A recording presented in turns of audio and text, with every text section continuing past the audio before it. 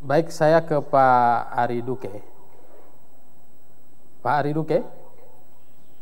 Ya, Pak Ya, Hadi. silakan Pak Ari Duke. Sudah mengikuti tadi apa yang disampaikan baik oleh Ketua Bawaslu, kemudian Pak Aroman juga Pak Salahuddin. Silakan Pak Duke.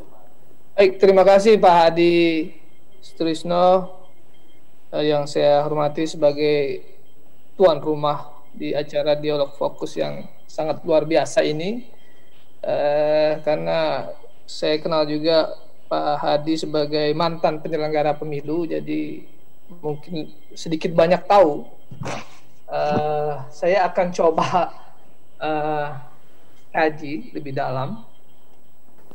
Ini bukti bahwa KPU penyelenggara pemilu sebagai penyelenggara pemilu tidak paham azas hukum perundang-undangan. Ya. Saya melihat permasalahan ini sebenarnya simpel. Ya. Kalau anggota KPU penyelenggara pemilu paham azas penyelenggaraan azas hukum perundang-undangan, saya pikir apa tadi yang sudah dibahas bisa terselesaikan. Gitu. Karena di dalam azas hukum perundang-undangan itu ada beberapa azas, ya. Azas lex specialis, azas posteriori, azas lex superior, itu bisa diselesaikan jika mereka paham peraturan perundang-undangan atau setidaknya menanyakan ahli terkait itu, ya. Nah, kenapa tidak paham? Karena di dalam pemilu atau rezim kepemiluan, ya, kita mengacu pada Undang-Undang Dasar 1945, diatur terkait pemilu dan pilkada, ya, secara umum dulu di dalam konstitusi kita.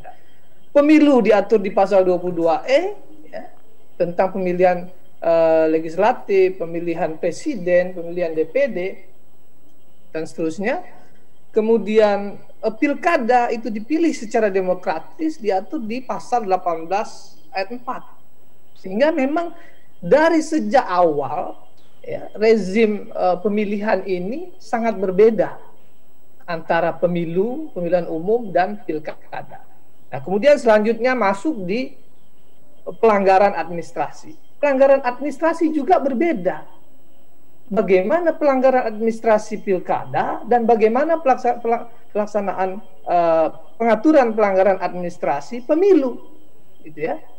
Yang berdasarkan undang-undang yang ada, seperti tadi disebutkan PKPU 25, PKPU 13 2014, itu rejim pelanggaran administrasi pemilu sebagaimana diatur di Undang-Undang 15 2011, ya. Sebagai dasar tadi sudah dijelaskan juga sama Pak Aroman bahwa filosofinya itu seperti itu, gitu loh. Kemudian juga di 7 2017, ya. Dan kemudian juga ditindaklanjuti dengan Perma 4 2017, gitu.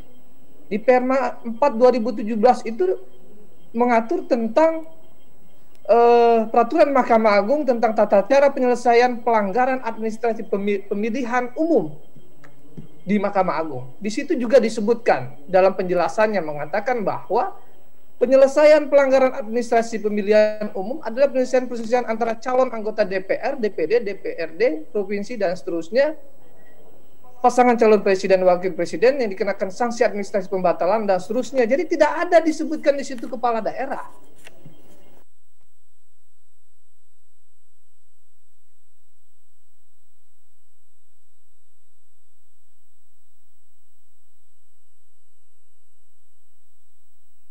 Diganti dengan Undang-Undang 1 2014 sampai sekarang yang terbaru 6 2020. Kemudian peraturan pelaksananya terkait pelanggaran administrasi, pelanggaran pemilihan, ya, kalau di dalam terminologi Undang-Undang Pilkada itu pelanggaran pemilihan, bukan pelanggaran pemilihan umum. Nah, pelanggaran pemilihan itu ada pelanggaran administrasi pemilu, gitu. Nah, ada juga diatur di dalam Perbawaslu 14 tahun 2017 dan yang terbaru Perbawaslu 8 2020, penanganan pelanggaran pemilihan. Ya. Nah, di situ memang sudah ada pengaturannya. Kemudian diatur lagi lebih teknis di Perma 11 2016. Jadi memang rezimnya berbeda gitu. Nah, masuk di substansi adanya pelanggaran pasal 71 ayat 3 di Undang-Undang 10 tahun 2016. Itu domainnya Bawaslu Kabupaten untuk menilai secara material gitu. Apakah memang terpenuhi? Bawaslu memanggil ya, hukum acaranya itu sudah dilakukan atau belum? Gitu ya. Ada nggak tekanan terhadap ahli atau tidak? Ini fatal loh. Kalau memang betul ada tekanan pada ahli atau tidak, ini mesti dibuktikan gitu loh. Jangan hanya dibilang ada tekanan terhadap ahli, ternyata tidak ada tekanan terhadap ahli secara faktual gitu. Ini berbahaya. Harus diklarifikasi lagi benar atau tidak gitu. Jangan-jangan hanya typo saja gitu. Nah, kemudian Bawaslu melaksanakan fungsinya melakukan pengawasan pemeriksaan dan mengeluarkan rekomendasi, diperiksa secara formil dan material gitu. Apakah sudah memenuhi formilnya ya, waktunya apakah tidak melewati waktu yang sudah ditentukan ya, pelapornya siapa, materialnya juga apa yang dilanggar sudah terpenuhi unsur-unsurnya gitu. Itu kemudian keluar rekomendasi dari Bawaslu.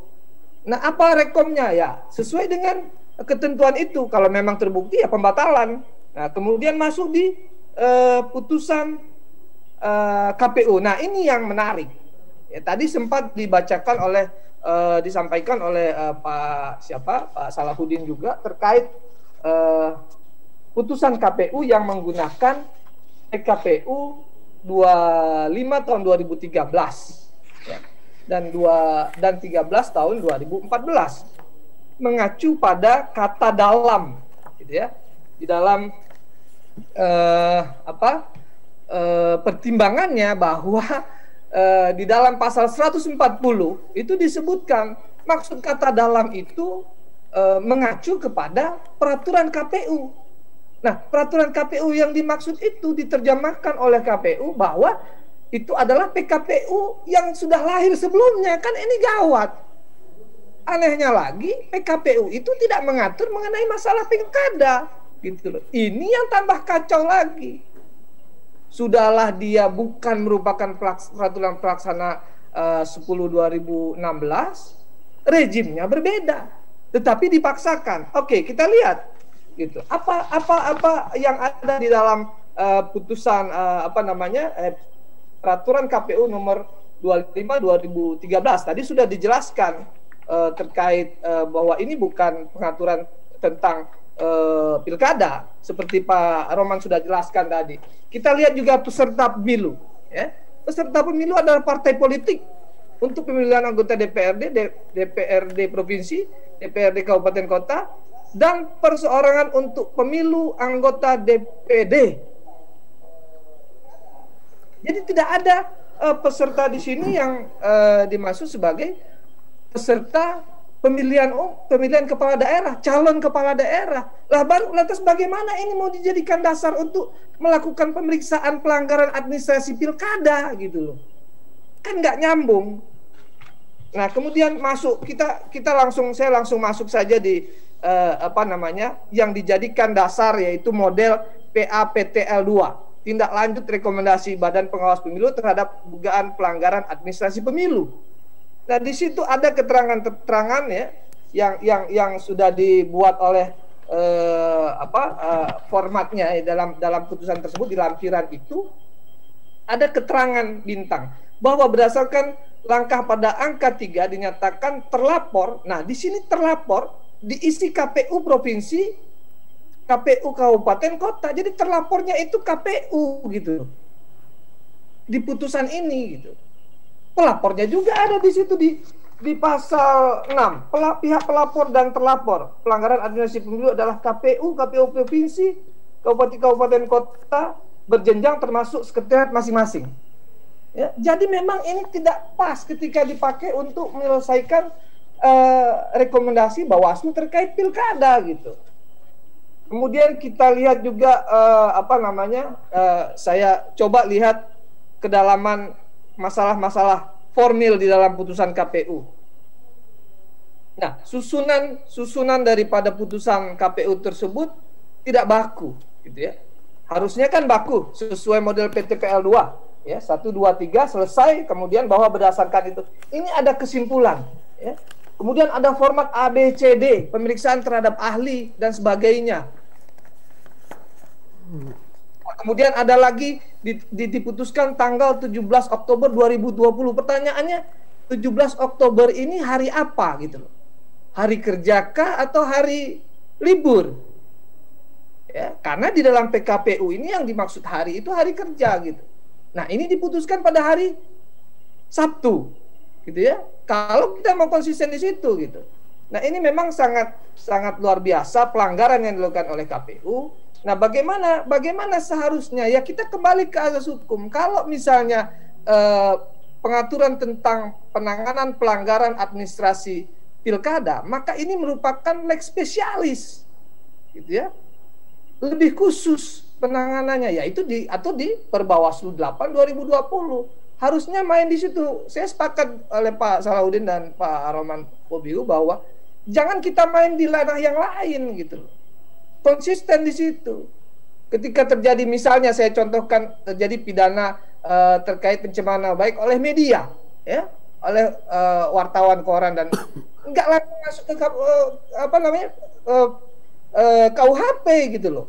Ya, karena lex spesialisnya itu undang-undang pers, sama dengan ini. Itu lex spesialisnya itu penanganan pelanggaran administrasi pilkada, bukan pemilu. Itu yang sempat saya analogikan, orang sakit perut minumnya obat batuk, dia tambah sakit gitu. Ini yang terjadi sekarang. Nah, kemudian kenapa menggunakan Undang-Undang 10 2016? Ya karena menganut asas lex priori, derogat priori gitu loh. Aturan yang baru mengalahkan aturan yang lama. Lex posteriori, derogat priori. Lah, Undang-Undang 10 2016 ini lebih baru daripada PKPU yang di bawah itu gitu. Asas lex superior, derogat legi inferior. Undang-undang yang lebih tinggi mengadakan undang-undang yang lebih rendah. Nah, ini jelas gitu loh. Kalau mereka paham azas hukum perundang-undangan. Kemudian katanya ada konsultasi dengan KPU RI. Kita tanyakan itu, apa benar gitu loh, supaya publik tahu gitu. Jangan sampai ini menjadi alasan untuk kita menggunakan argumen-argumen yang tidak bisa dipertanggungjawabkan. Nah, ada yang agak menarik juga terkait ahli yang tertekan. Selama yang saya tahu, yang tertekan itu saksi fakta, Pak, bukan ahli. Dan kalaupun tertekan, ya, itu harus diklarifikasi gitu loh. KPU harus mengklarifikasi, benar nggak ahli ini tertekan? Tanyakan ke Bawaslu, atau mungkin tanyakan langsung ke ahlinya tersebut. Jangan kemudian mencari alasan, mencari ahli yang lain gitu loh. Saya agak prihatin karena jangan sampai ternyata ini kesalahan pengetikan, karena kata-kata yang hilang itu kata tidak tertekan dan tidak terpaksa. Nah, hilangnya ini hilang karena sengaja atau karena tidak disengaja atau karena typo. Kemudian disimpulkan oleh KPU dengan gegabahnya bahwa ahli tertekan. Loh, kalau ahli tertekan nggak mungkin dia mau ngasih pernyataan, kan logikanya begitu gitu loh. Tapi ini ada keterangan ahli, setelah dikonfirmasi ada berita acaranya. Gitu. Jangan kemudian menyimpulkan, dan kebetulan saya kenal juga sama ahlinya gitu. Setelah diklarifikasi, ternyata nggak ada gitu loh. Harusnya kan KPU mengklarifikasi itu. Kenapa KPU tidak mengklarifikasi itu? Ini kan tanda tanya besar. Atau memang sengaja? Nah, ini perlu dicari tahu. Ini perlu dimintai pertanggungjawaban, karena ini bahaya untuk selanjutnya. Kalau modelnya seperti ini bisa bahaya, Pak. KPU dengan model seperti ini, ya, melakukan pemeriksaan pemanggilan, tidak melakukan verifikasi ulang atau sebagainya, ini akan berbahaya dan seenaknya menganulir putusan Bawaslu. Itu menurut saya, Pak Hadi.